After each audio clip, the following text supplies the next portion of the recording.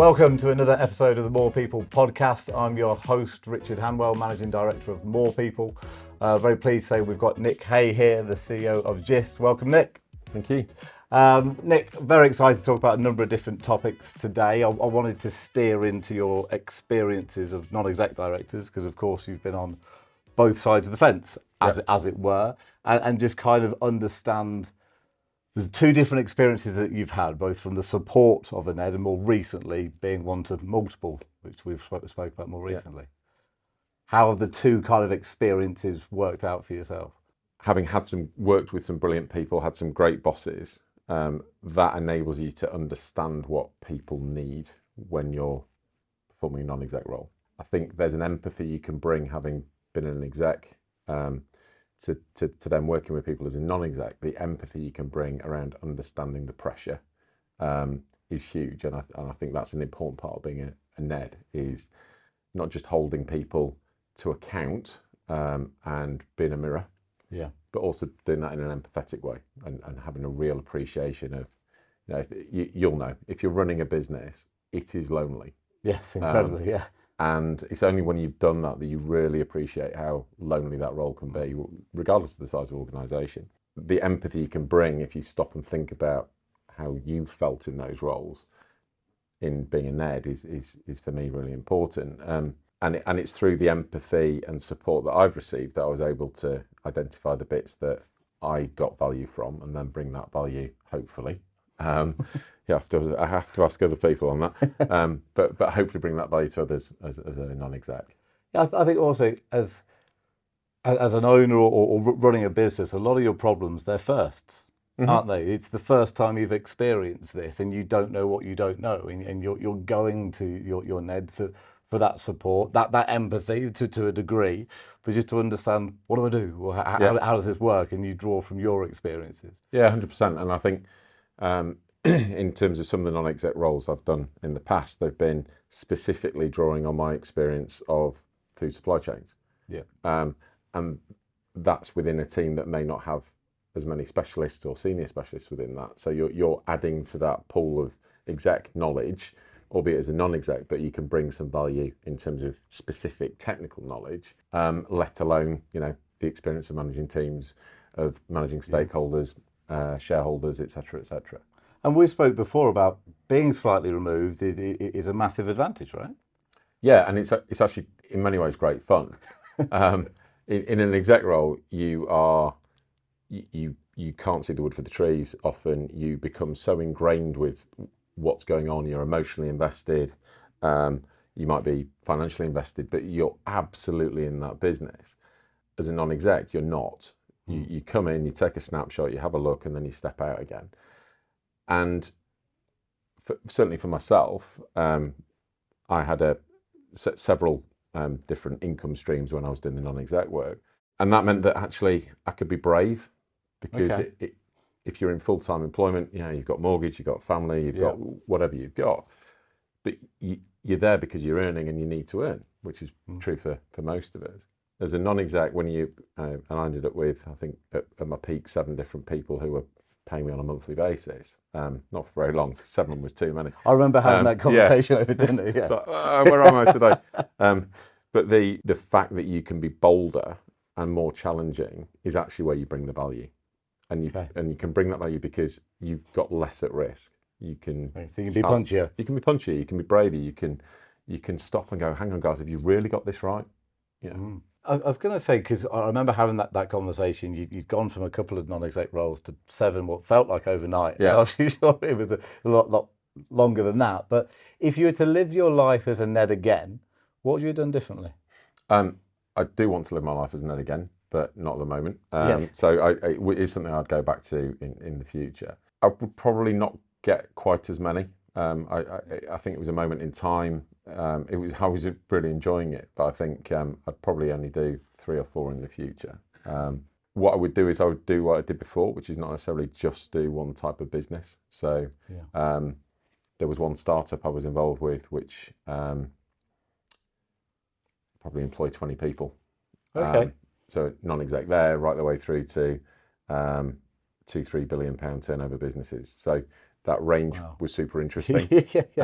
what was also interesting was many of the things you have to hold people to account on are actually the same regardless of the size of business. Really? Yeah, which surprised me. And they were anything from a tech startup through to big corporates, and actually certainly my approach was the same on across the range. Do you think that there's a shelf life I do. to a Ned project? For me, I think it's somewhere around 3 years.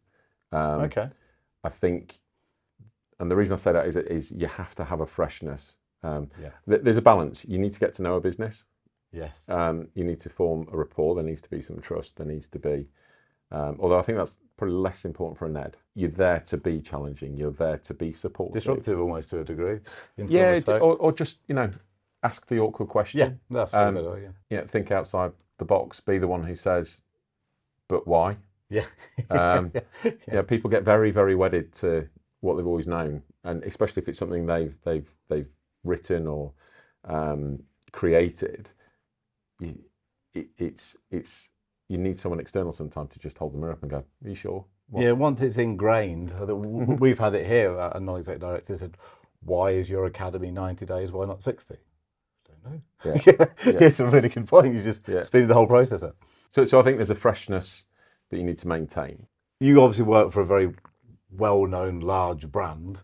How do you find attracting talent? I think all of us at the moment, regardless of where you are, find attracting talent challenging. There is a definite challenge around talent. If I think about grads that I work with and talk to, they talk about, what are you going to do for me, in a much more demanding way than I would have done. Yeah. I admire that, but that means that there's a bigger pressure on us, and we've really got to work to demonstrate to them that we're a worthy employer rather than them being a worthy employee. What drives that though? Is it a lack of patience? Is it there's always someone else trying to do walletmanship from an employer perspective? What do you believe drives that? I think that younger people, but I don't think it's just younger people, I think people generally recognise that they are of value to a business.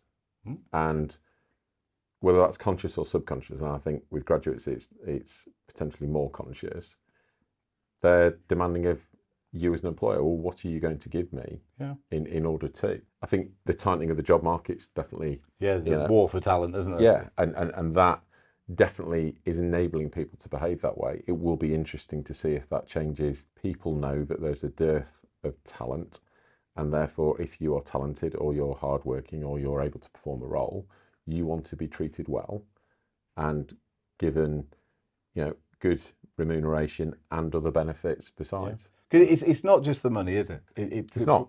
It's a lot of it's, I'm finding, career pathway, environment, social, sense of belonging, work-life balance, values, hybrid working. There's a whole range of things that different people are seeking. I think some of those things are a real challenge for anybody in industry, particularly the food industry. I think hybrid working's a challenge. I think people's expectations in some sectors can be met.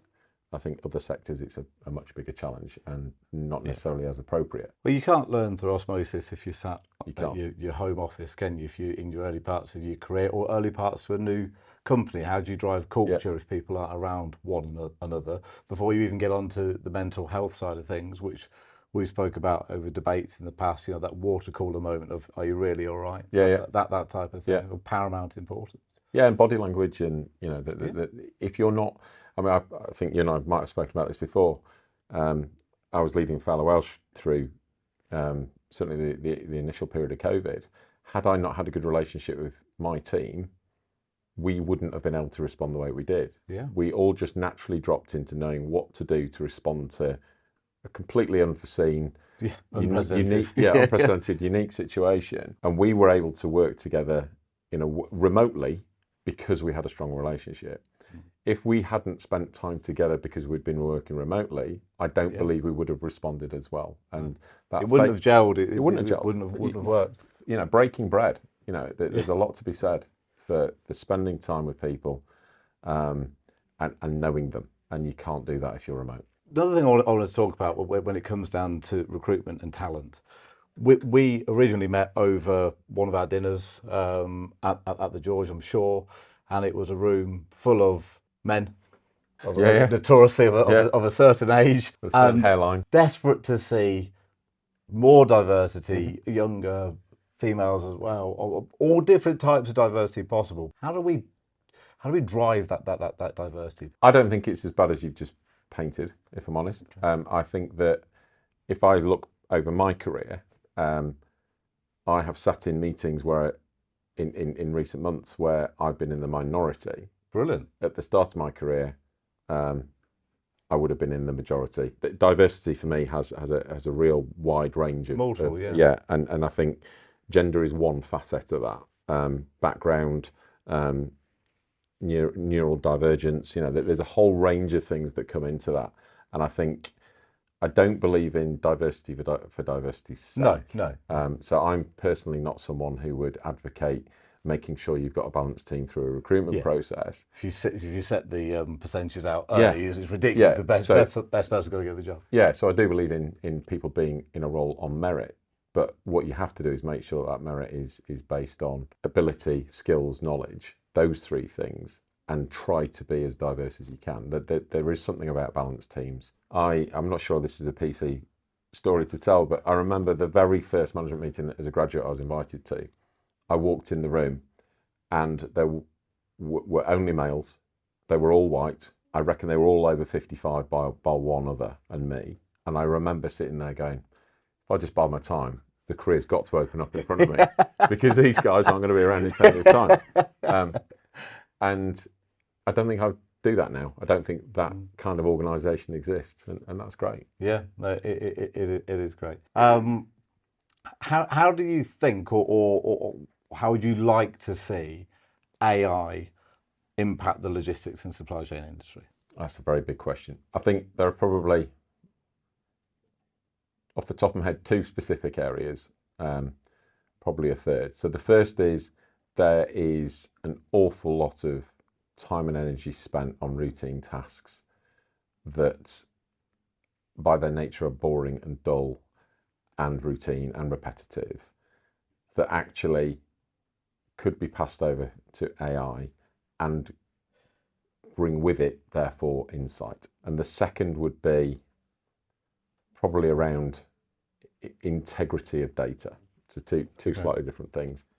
When you start mining the data and start really drilling into and asking why and why and why and why, you actually get to a point where you realise there's some issues with the integrity of the data. And I think if you can use AI to make sure that your data is accurate, it will give you the insights to make the right decisions. So those would be the two. Okay. I'd read somewhere as well that there's a piece around the safety and being able to kind of monitor kind of like the driving styles as well, around potential AI pieces around that. Yeah, I mean, there are positive interventions that I think can be made.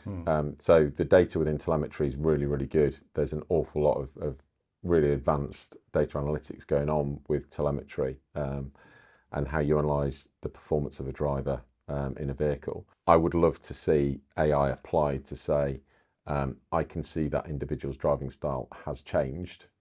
Why? Yeah. Is it because they're stressed? Is it because they're tired? Is it because they are unhappy? Is something outside of work? Yeah. Is it something outside of work? Can AI enable us to positively identify those changes in driving pattern to have a positive intervention? Yeah, fantastic. Final question, something that we're asking all of our guests. What one piece of advice, Nick, would you give to your 24-year-old self? Trust yourself. Trust yourself. Yeah. What's driven me to a large degree is a fear of failure and a fear of not being successful, and therefore everything I've done I've tried to. So having just said I should trust myself, if I trusted myself I might not have been scared of failing, and therefore I might not have achieved what I've achieved. I think probably something around just trust yourself. I think there are times I could have been bolder and braver. Take more risks. And taken more risks. Yeah. Fantastic. Nick, thanks very much. Absolute pleasure. Cheers.